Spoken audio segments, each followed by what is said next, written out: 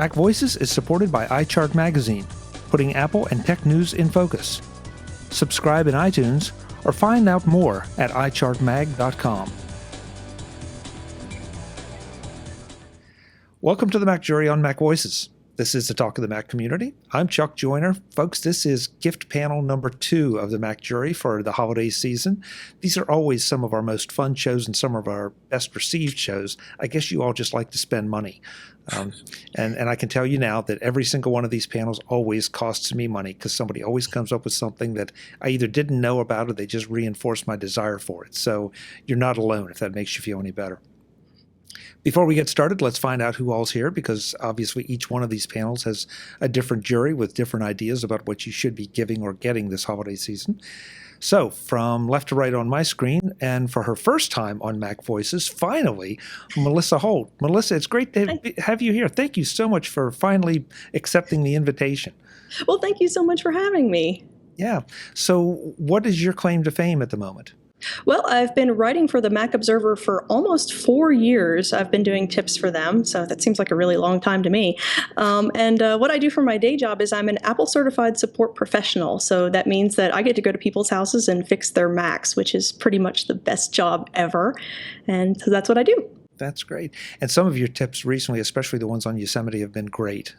Thank you. They've been those nice little tidbits that you can take away and say, wow, I can really use that. It doesn't take me long to understand them or implement them, but they're right there. So good job. Thank you so much. Yeah, I have a lot of fun writing those. Good job. Back again, you know him, you love him, Mr. Joe Kissel. Joe, it's great to have you back for something that may be a little more fun than just talking about authoring books.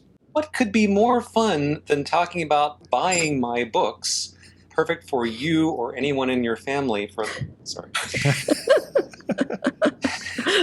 It's always fun to talk to you, whatever the topic. That's why he's here so often, folks. And last up, but absolutely not least, he hasn't been here for a while because he's been busy, but he's always busy. Mr. Steve Sandy. Steve, it's great to have you back. Yeah, and if I'm not busy doing something for the unofficial Apple weblog, I'm usually traveling because we do love to travel. So been doing a lot of that lately as well. And I never know where I'm going to hear from you, Steve. I see you on my Twitter feed, and it's like, I'm at the Vatican, or I'm in Antarctica or something. It's always a surprise. Yeah, what's interesting is that at least my job allows me to actually do stuff from some really odd places. So in February, I was doing some blogging from Antarctica. Whoa. See, I wasn't kidding, folks. You thought I was, but I was serious. Yeah. Well, it's great that you've come home just in time for the holidays to join us. So you got it. Okay, so guys, we've talked over the rules for everyone that may not have seen one of these shows before. We go around. We have one pick each in each round. We try to get in 3 or 4 rounds a show. We try not to duplicate anything done by any previous Mac Jury gift panels for this year. And we talk about what we would like to get or give. So with that, Melissa, you get the first pick of this round. Yay! So the first thing I have is called the Flower Power Plant Sensor. I'm having a hard time saying it, but it's actually really cool. And it's from the company that makes all those cool drones, Parrot, if you guys have heard of them. It's a little $60 device that fits down into the soil of your plants, and it sends you notifications on your device when the plant needs water or fertilizer, or it's not getting enough sunlight or anything like that. And it's indoor, outdoor, so you can give it to a gardener or someone who has indoor plants, and I think it's really, really cool. That's different, I must say. That's what's great about these. A plant sensor. A plant sensor that interfaces with your iOS device. I mean, come on. That's really cool. Okay. And I gather you do a lot of plant caretaking. I don't. I'm actually horrible at it, which is why I think it's so cool, because I kill plants within like 3 days of getting them. So if I had one of those, maybe I wouldn't do that. So hint, hint for all the people that are watching that. Okay. Well, yeah, take mercy on Melissa's plants and get her a flower power plant sensor. Is that, did I get it right? Good. Yes, from Parrot. Great. All right. I love it. Joe, can you top a flower power? Forget it. What's your pick? So if you care about your loved one's well-being, which of course you do. And maybe you notice they are using some insecure practices in their computing, and you want to send them a subtle message about how they might change. You can get them what I'm wearing. You can get them this shirt. This is from ThinkGeek. It costs $20, and this shirt itself will not change your passwords, but it will remind people to change their passwords. And if you need some help doing that, well, you could get 1Password from Agile Bits, which I use and love. You could get my book, Take Control of Your Passwords, or any of numerous other products. But I have, on a daily basis, I encounter stories about really, really bad things that happen when people don't change their passwords. The most recent one from like yesterday was this massive Russian site that has all these hacked webcams and nanny cams from all over the world, because people buy these things to monitor their homes or their businesses, and they don't change the default passwords so anyone in the world can see what's going on in your house. That's ridiculous. So don't let this happen to you. And if you want to help your loved ones remember how important it is, you can get the t-shirt. And just for our audio-only listeners, Joe is wearing a very stylish black T-shirt that says in white letters, "Change your password." Right. Sorry, audio-only listeners. I didn't mean to forget about you. I wanted to have the dramatic effect of now standing up to my full height. See, but yeah, I like it. I like it. That's something that is wearing. That's almost a public service, Joe. I think so. I think it is. Yeah. It could be perceived as a warning, like, I could be that guy sitting at his laptop in the coffee shop. You don't want me to, hack into your Wi-Fi session or whatever. That's good. So. Tax deductible even, maybe. I don't know. We'll have to work on that. So. Maybe. Steve, round number 1. What do you have? Well, this is actually 2 items kind of that are together, and I loved the fact that Melissa did one of the Internet of Things connected devices, because I just love those things. And I've been really just focusing on this lately. I love what's going on in that space. And the folks at Belkin, of course, have come up with this world they call Wemo. And Wemo devices come in all shapes and sizes. Originally, the idea was you had wall switches, you had wall plugs, different things like that you would just be able to turn on and off. Well, this year, they actually came out with 2 appliances. And we know that appliances, small appliances especially, are really useful and great gifts for anybody, whether it happens to be the holidays or somebody's wedding or a graduation gift. And what I've got for you today is the Crock-Pot Smart Slow Cooker with Wemo, which you can remotely control. If you happen to be cooking something in your slow cooker and suddenly you're stuck in traffic and you realize you're not going to get home for another 2 hours, what you can do is pull out your iPhone, pull up the Wemo app, and actually go ahead and just say, hey, keep it on warm for the next 2 hours. The other device just came out within about the past probably 2 weeks, and it is a Mr. Coffee 10-cup smart optimal brew coffee maker with Wemo that sells for $150. The Crock-Pot is $130, and it too allows you to do all sorts of fun things, like go in and plan a week worth of coffee making excitement through an app. And one of the things that you can also do is, if you're like me, you sometimes wake up at 1 a.m. and you go, did I put water and coffee into the coffee maker? And it will actually let you know if you have have the materials in there. So those are my first 2. You did use the phrase coffee making excitement, right? Yes. That's what I thought you said. Okay. Can you program it to just have hot coffee available at all times, no matter what? Well, I think that would be wonderful. Well, the one good thing is if you go ahead, plug it in, you've set it up and you walk off to your office or something like that, it will notify you that your coffee is ready. Yeah. Nice. Okay. I think that's awesome. I think I know what just went to number 1 on Joe's list. Well, my first pick, I'm going to go a little bit big because everyone knows that I tend to pick productive kind of gifts or gifts that maybe prevent you pain. So to sort of follow along Joe's idea, and that is a Drobo. And I'm looking at the new Drobo, the Drobo 3.0, but it's just called Drobo. It's a 4-bay device. It's $399, I believe, USB 3.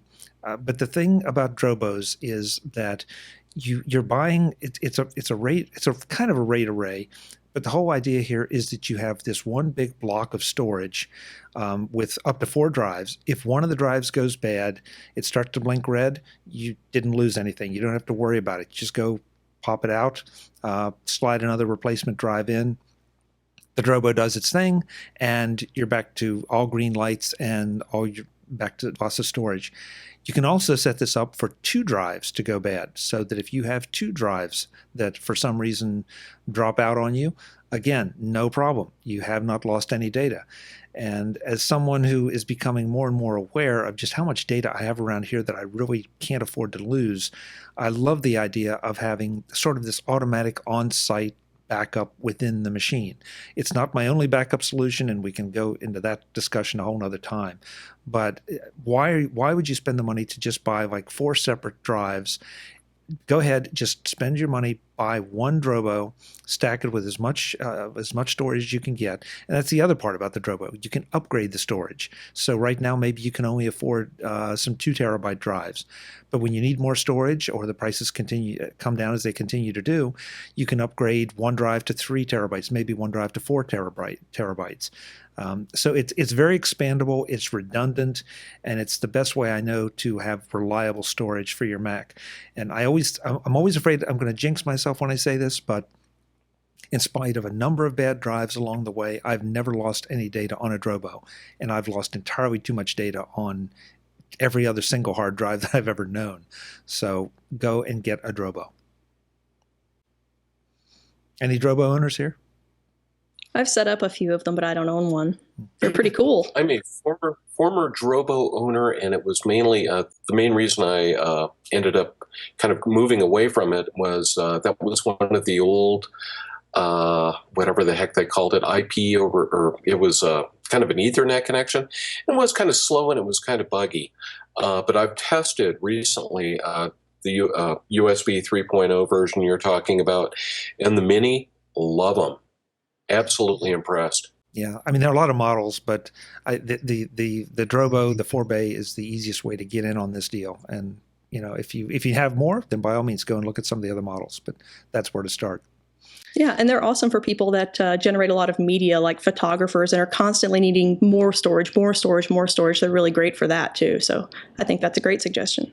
And with Drobo, with USB 3 speed, it all that data doesn't take forever to move around. Like it used to with USB 2, as with any USB 2 drive.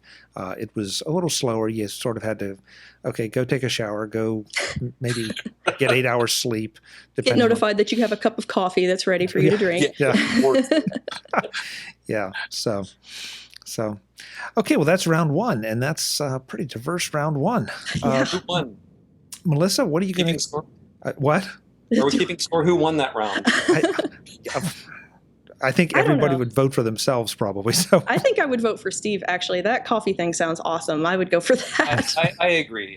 Let's give round 1 to Steve. Okay, round 1. Coffee. Round Steve. 1 to Steve.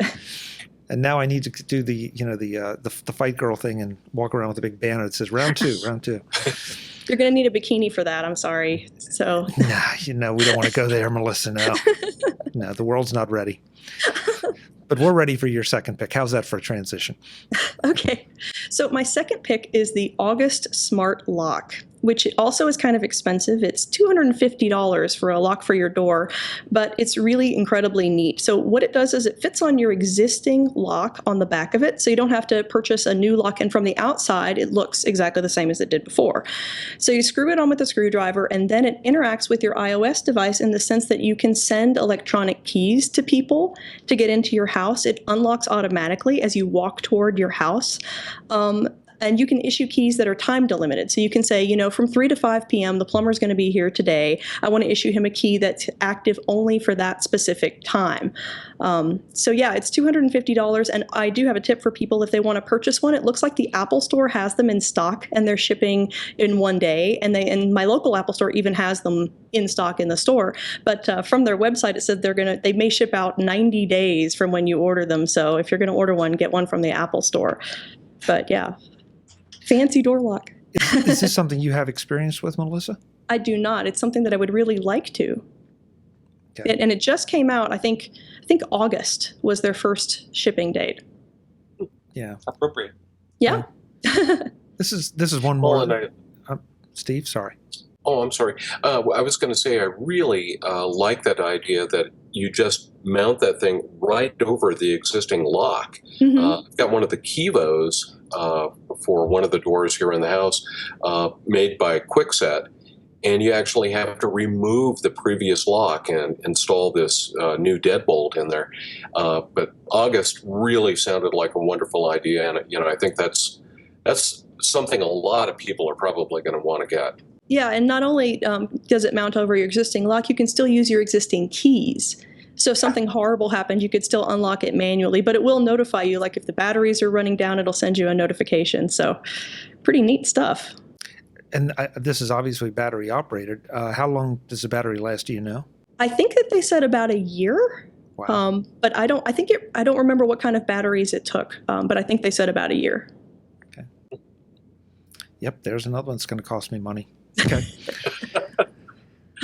Joe, are you going to cost me money, or are you just going to... My next pick is going to be gentle on your wallet.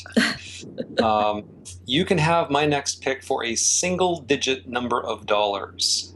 It is, are you ready for this? A plastic bag. So, but not just any plastic bag. So, we're applying for a passport for our 7-month-old kid this morning. And while we're in the car, I was trying to come up with more gift ideas. And I looked at my own passport, which was on the seat next to me, in this plastic bag. I always keep my passport in a little like zip top bag here, in case rains or whatever. I don't want it to get messed up. But this is a new one that I got. I don't even know where. I think I got this at the Container Store or something for like $5 for a pack of 2 or something. But this is a really special bag. This will keep your stuff waterproof to like 200 feet, and you can put your iPhone in here, and you can actually use your iPhone through the bag. So I just pop my iPhone and my passport in here, and keep them both. You're not going to like take this diving or something, but it is going to certainly keep your iPhone or other small electronics safe from the elements. Your passport as well, and it's it's a few bucks. This plastic bag has like patents and stuff. It's like super high tech, and it's not as subject to wear like on the closure as most of them are. And this comes in like 14 different sizes. This is the 4.5 by 7 inch model. I don't have a 6 plus. I guess it might probably fit in here, but if not, get the next bigger size. If you have, whatever, a Kindle or some other small electronic device, you want to both keep it waterproof and be able to use it. This is the A-Locksack, A-L-O-K-S-A-K, made in the USA. A few bucks and it's yours. That's Nice nifty. stocking stuffer. Yeah, that really is. And it's waterproof to how many feet, Joe? Well, let me look at their site here. It says waterproof to 200 feet or 60 meters. Constructed using medical grade film that is FDA approved, temperature rated to from minus 40 to 140 degrees Fahrenheit. Recyclable, reusable, and so on. So it has all the features you could ever want in a plastic bag. Seriously. Okay, well that's good. I don't plan to ever be at 200 feet, but if you you're never know. 200 feet underwater, you probably have other things to worry about. Your passport. Yeah, definitely. Good one. Steve, round 2 for you. Well, this one, after the smart appliances, is rather pedestrian, but I just got this a couple of weeks ago, and I love it. And I always think that it's really important to have an extra keyboard around. You never know when you're going to need one. It's also nice on occasion, maybe you want to type on your iPhone 6 Plus, and you've got something that you can prop up the iPhone 6 Plus. Well, this is the new Logitech Keys to Go keyboard. Ooh. It's a Bluetooth keyboard. It's splash resistant, and it's also very, very, very thin, and runs $70. I found it to be one of the most comfortable keyboards. I tend to like Logitech's keyboards anyway, but I don't know what it was about this. I found it really comfortable. I was able to just, type like a madman on it, and I like this thing. It's smaller, of course, than the Apple wireless keyboard that we're all used to using, but if you need a spare wireless keyboard, or you're just interested in using one with a number of different devices, for $70, you can't go wrong, and it comes in an array of beautiful colors, including this lovely blue. Steve, is that, I know what you just said, but is that a full keyboard? In other words, there are no compromises on the keys or anything? Because I have one of the Logitech iPad cases, and I love it, but I also know that they, to make it fit, they had to squeeze the keys a little bit, and so when I reach for, say, a shift key, I end up typing something else. Well, that's one of the things I always check when I'm reviewing keyboards is, how much like my Apple wireless keyboard is it? And of course, this is a little bit smaller, but all the keys are in exactly the right place. They're perfectly placed. And if you've got that muscle memory, you know where the keys are, you're not going to have any problems typing. I really was amazed with it.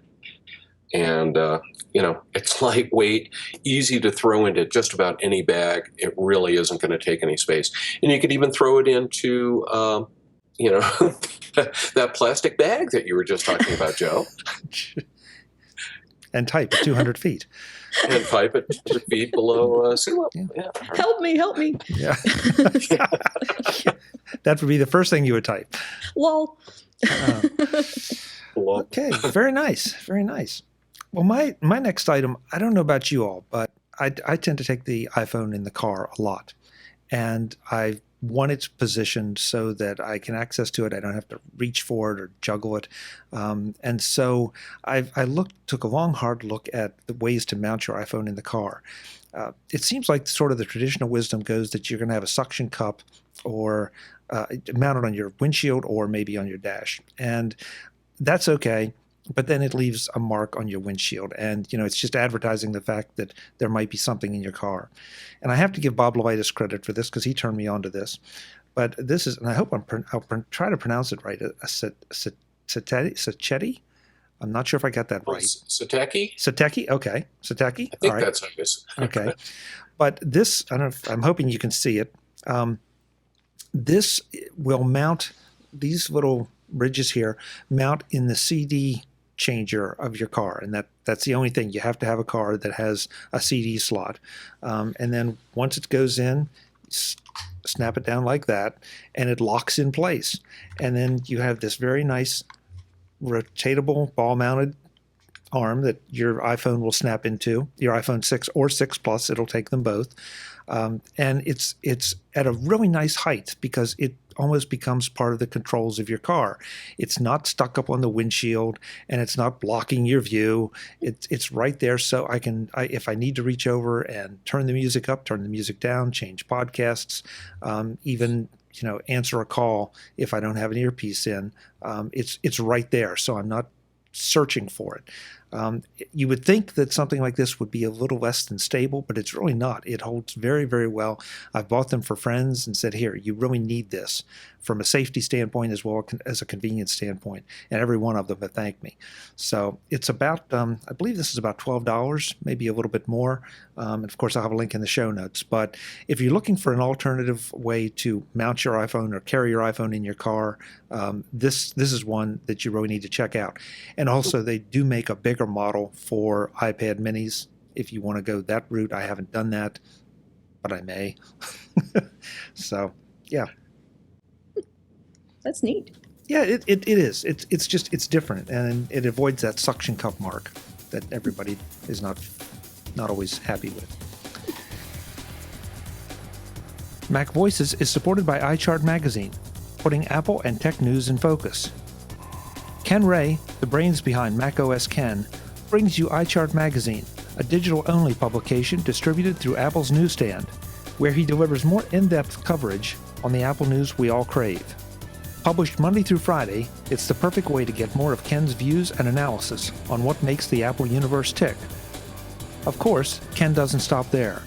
He also covers tech news in general, but with an eye on how it affects you and me as Apple users and enthusiasts. And that's the difference. The iChart Magazine difference. Ken was my guest on MacVoices 14198 to talk about iChart Magazine, along with macOS Ken, iChart Radio, Day 6, and what keeps him going. Ken is one of my favorite Apple News junkies because of his unique combination of analysis and wit. iChart Magazine is your way to get his most in-depth coverage of our favorite computer company and everything that affects them. iChart Magazine, putting Apple and tech news in focus. Find out more and subscribe in iTunes and at iChartMag.com. Thanks to iChart Magazine for their support of MacVoices. So let's see, that rounds out round 2. So Melissa, take us into round 3. Okay, so I want to start off by saying that I really, really hate screen protectors for my iOS devices. I've never used one. I don't like the way they change the way that my finger feels on the screen. I don't like the way they change the feedback, but I found one that I actually like and will actually use, and it's called the Tech Armor Ballistic Glass Screen Protector. So it fits over, it's made out of glass, and it feels so remarkably similar to me, to the iPhone actual screen, that I just love it, and it's inexpensive. You could use it as a stocking stuffer. It starts at around $10, depending on what device you have. I think it's great. Melissa, talk to me about these glass screen protectors. I'm always a little shaky on that because you think glass. I mean, do I really want to put glass on glass? Does it really give me that much more protection? Well, they of course claim it does, but in order to actually test it, I'd have to drop my 6 Plus, and I'd really rather not do that. It seems to me that pretty much anything that you place over it may not be much drop protection, so I would certainly advise having some kind of case on it to absorb shock if you drop it. I'm assuming that what they're meaning it for is if people are concerned about scratches in their wallet, in their pocket or purse or something like that. I don't know that it would provide very much protection if you dropped it, unless it was the sort of drop where you skid your phone across something. But I can't imagine it's going to protect it if you drop it on concrete. At least not if you drop it on the edge. I don't know, do you guys have any thoughts about screen protectors as far as dropping on hard surfaces? I don't think they're really designed to protect from drops, but... Yeah, and so I can't... Yeah, this is protecting against scratches. Yeah, so I can't imagine that it would do anything with drops, but I can certainly see it's thick enough to prevent anything from happening to the screen, so... Melissa, is it getting dark there? It is. Would you like me to turn on a light? Yeah, probably so, because you're just kind of fading slowly into the night. Sorry, I like the natural light, but I think the clouds are coming in. Joe, while Melissa goes to turn on a light, what do you have for round 3? Well, here in Southern California, it sometimes gets very cold. This week alone, we've had a couple of moments where it dropped below 60 degrees, and that sort of Arctic weather could last all winter long. So I think everyone who is exposed to cold weather needs to have a pair of gloves that they can operate their iOS device with. Now, the ones that I'm wearing, I got at some random shop for like $5. I couldn't even tell you what brand they are, for like, $5. I can't do 4-finger swipes. Unfortunately, only the first 3 fingers have the special conductive thing on the fingertips. But I did a web search, and there are hundreds of models of gloves that have that are made to be used with capacitive screens. You can use your whatever touch-sensitive device with them. So now, I will say very few of them come in purple. And of those that do, most of them are for women and kids. And I have nothing against women and kids, of course, but I really feel there should be equality in purple, gloves. So you have to look carefully for purple. Now, as I was doing my research of where can I possibly buy a purple conductive glove, I came across ThinkGeek, and ThinkGeek doesn't sell purple gloves, but they do sell a glove that has this conductive feature, but it also has Bluetooth in it, and it has a little microphone here and a speaker here. So you can literally do this and actually talk on your phone with ThinkGeek's Bluetooth handset gloves. I just think I think that's really cool. You're going to be walking down the street in the winter going like this, but you're actually going to be talking on your phone that's safely in your pocket in a plastic bag.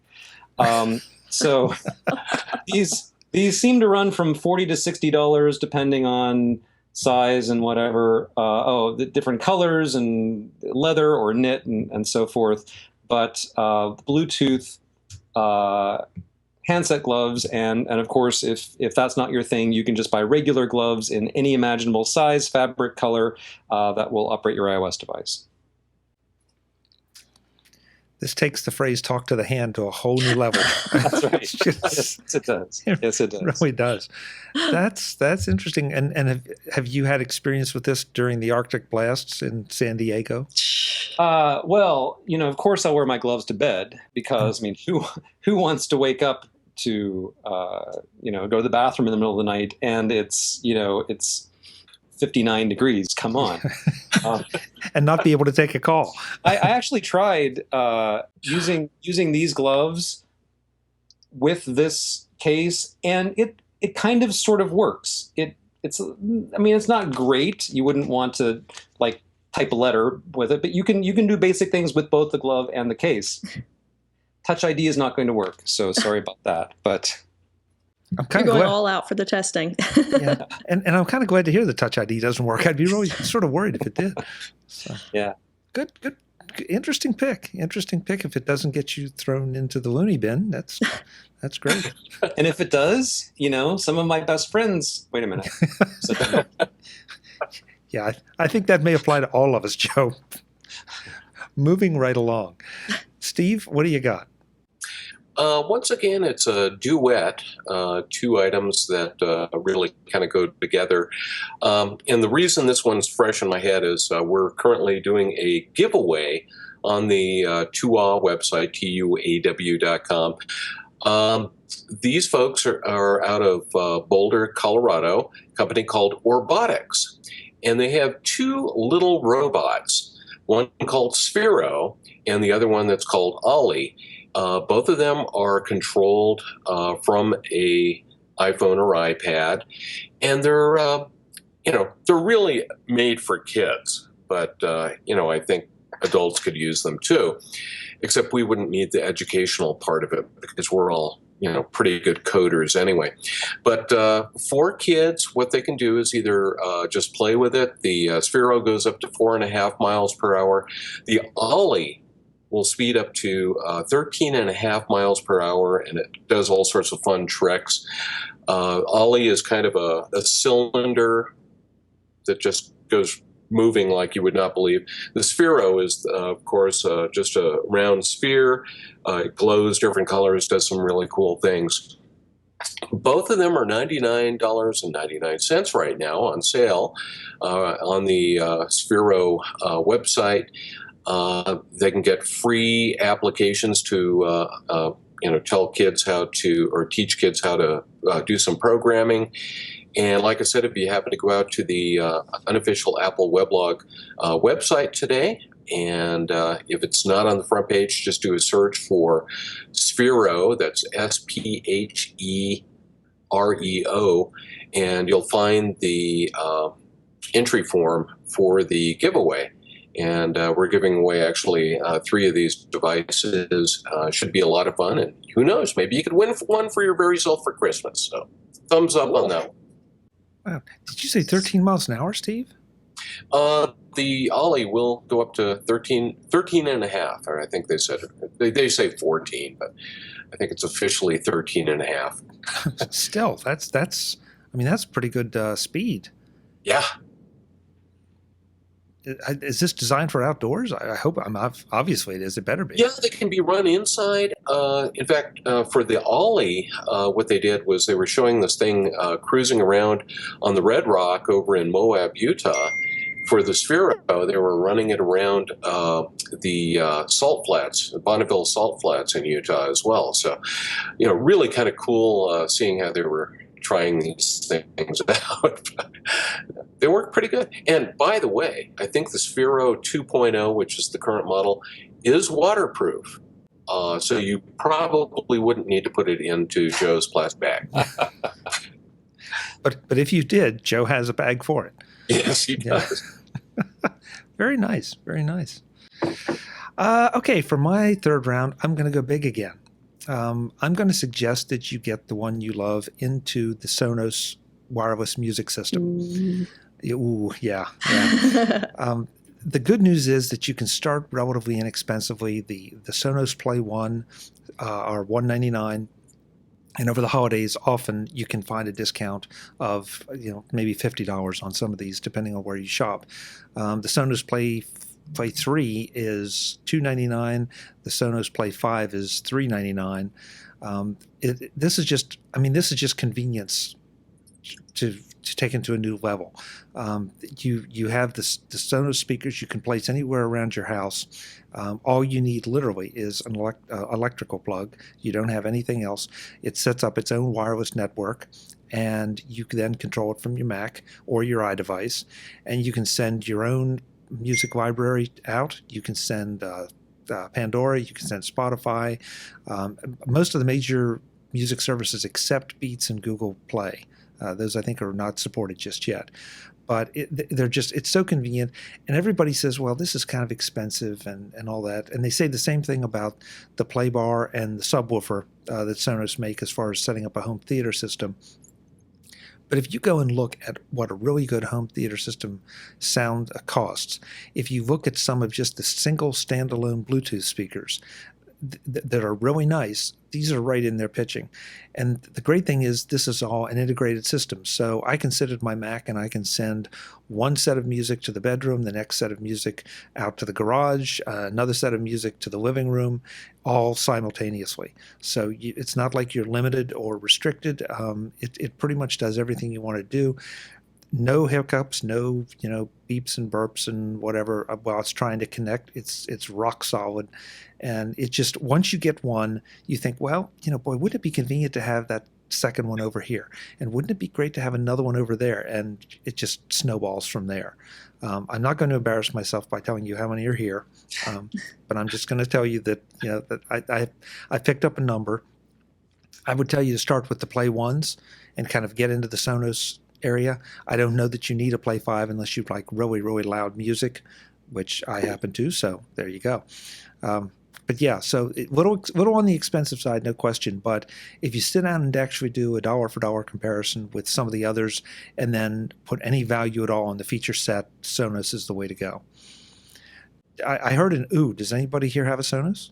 I've, Again, dealt with them for clients, but I don't have one myself. Yeah, they're pretty darn cool. Well, not only are they cool, but they just sound great. So that's, like any system, that's the test. You can stack up all the features in the world, but if it doesn't sound good, and these sound really, really nice, and no wire clutter. So, Nice. So guys, I think we have time for round 4 if you guys are up for it. What do you think? Sure. Okay. Melissa, round 4. Let's see. Well, I think the most interesting thing I have remaining is probably the Drop Kitchen connected scale. I don't know if you guys have heard of this. It's got a recipe app that goes with the iPad. And so what this little Bluetooth scale does is you add, an ounce of flour, and it recognizes on the app that you've added an ounce of flour, and it basically walks you through doing each individual recipe that they have. They have thousands of recipes. And then it will recognize when you add, a teaspoon of sugar or whatever is next that you need to add. And will just, not only does it teach you how to bake, but it will do things like substitutions if you don't have something that is called for, or it will do automatic adjustments. So if you say, I don't have a cup of flour, I have 7/8 of a cup of flour, it recognizes that, and you can automatically rescale the recipe down to meet the quota of what you have. So I think it's pretty cool, and it's $100 for the scale. So yeah. Very, very interesting. I hadn't heard about that. So it Yeah. actually steers you through cooking. It does. And right now, all they have are the recipes that are included on their site in their app. And I don't know if they plan on including other people's recipes anytime soon, but they're asking for recipe suggestions. So I imagine that their library is going to grow pretty significantly pretty soon, because it was a pretty exciting product. Alton Brown, where are you? Sounds like an opportunity. It does. Good. Joe, last pick. So someone tweeted earlier this week, I'm not sure who it was. I'm going to hypothesize that it was Jeff Carlson, because this sounds like the sort of thing he would tweet. So we'll just give Jeff credit, and if it wasn't him, sorry. There is a new game. Anyone who's watching the video version of this may recognize this poster. This is a poster of the spaceship Serenity from Firefly.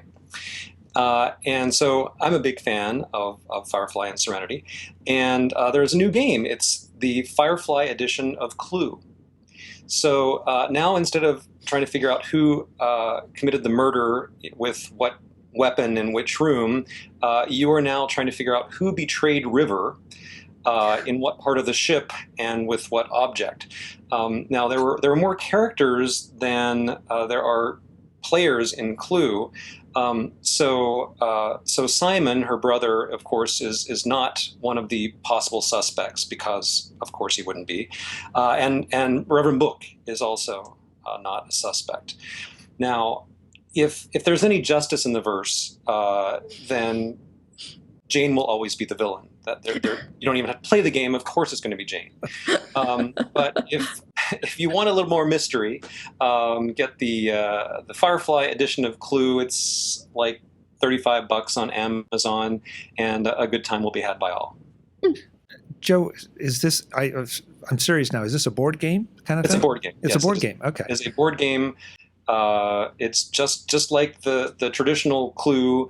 You have the little pieces representing each character, and the little objects representing each. Like you'd have a little wrench and a rope and a whatever the different weapons are in the real Clue, and you have other little objects in this game. And then everybody gets a card representing who are you playing, which character are you for the duration of this game, and I am not much of a gamer, to say the very least, but I have to say this one tempts me greatly. So, cool. That's my favorite pick so far. That's awesome. Yeah. Can't stop the signal, Mal. awesome. And Joe, I know you're not much of a gamer, and so that really impresses me that you would pick a game. So, well, there you go. It's not. I mean, it's not a video game. It's a board game, but it looks like a lot of fun. Yeah. A board game you can play on those cold winter nights in San Diego. With gloves. Yeah, with gloves. That's right.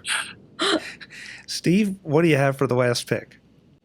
Well, you talked about the Sonos system, and I tried to think about the best sounding Bluetooth speaker that I have heard so far this year. And that was actually the Cambridge Audio Bluetone 100. It's a little bit pricey, $300 in the US. I think it's £200 over in the UK.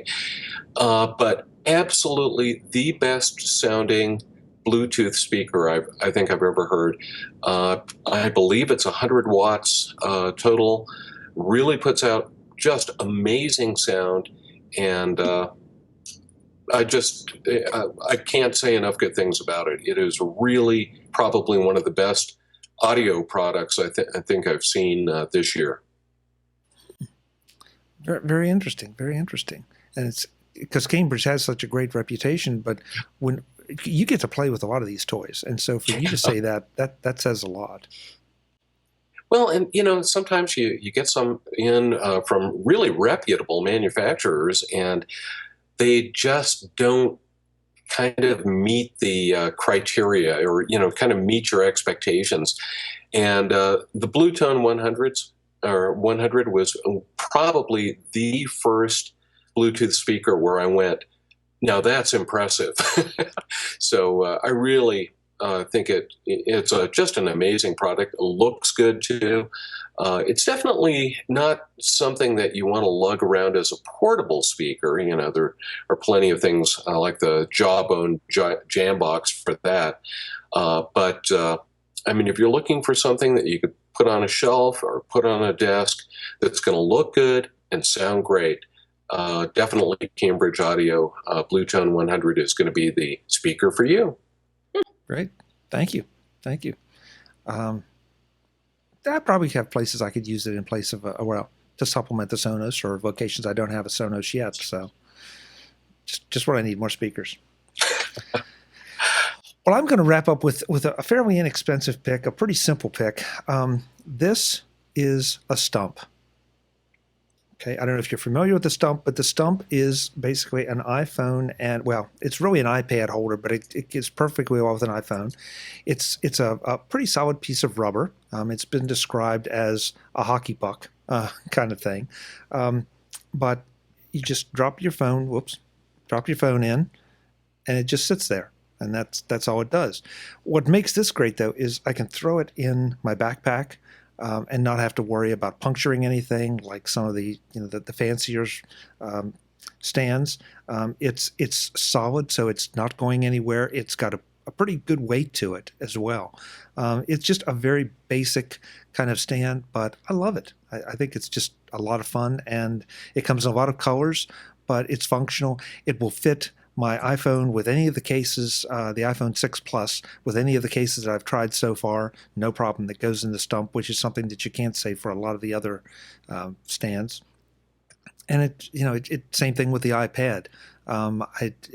It can even handle, if I push it just a little bit, a keyboard case. Flip the keyboard case around and drop the iPad in the Stump, and it'll sit there just fine. So it is a little pricey for something like this. It's about $24. But for what it does, it's just it's great, and it's all but indestructible. I mean, can you play hockey with it? I mean, is it indestructible enough to withstand the impact of stick on ice? Joe, I haven't tried it, but I wouldn't be a bit surprised. So Awesome. that's the Stump. All right. Well, guys, that's a nice wide variety of stuff, price ranges and interest levels, and we even got an analog board game in there. So I'm impressed. I'm impressed. Good job. Yeah. Melissa, thank you for being here. Really appreciate it. You got to come back more often. Yeah, I do. That was fun. Thank you. Good. Joe, always a pleasure. Thanks for the time. Thanks for having me. I know you're a little busy. Yeah. And Steve, good to see you too, as always. Thanks for showing up and doing this.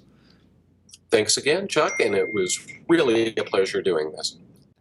Folks, that's the MacJury gift panel number 2. We will be doing number 3 coming up in the not-too-distant future. In the meantime, in the show notes are going to be direct links to everything that we picked, so you can go and make sure you get exactly the right plastic bag from Joe, or the right flower sensor from Melissa, or whatever. And, of course, I'll also have bios in there for all our panelists, so you can find out what they do the rest of the time, follow them on Twitter, connect with them wherever they want to be connected with. Until the next time, and as always, I'm Chuck Joyner. Thanks for watching.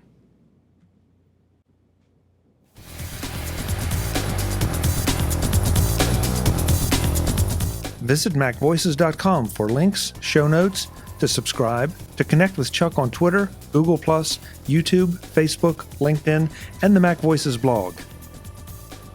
Subscribe to our weekly newsletter, the MacVoices Dispatch, to stay up to date on all the latest MacVoices news from our front page or at macvoices.com/newsletter. Do more with your Apple tech by subscribing to the free MacVoices magazine on Flipboard by visiting macvoices.com/magazine. Advertising and sponsorships handled by Backbeat Media at backbeatmedia.com. Bandwidth provided by Cashfly at cashfly.com.